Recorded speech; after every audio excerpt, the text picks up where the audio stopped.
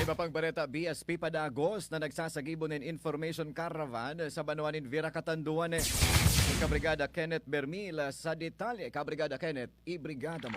Brigada Live Report.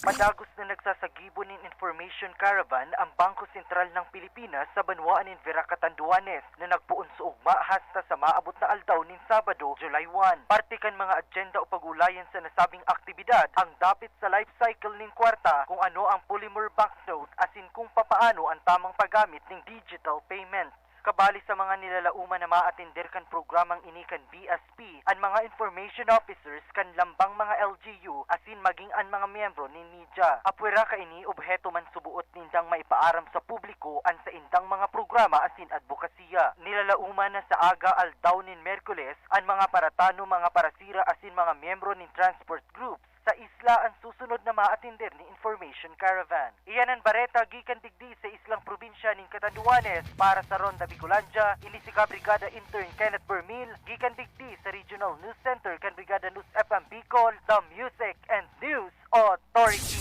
Ronda Bicolandia. Sa sarupang bareta, atrasadong bayad kan gobyerno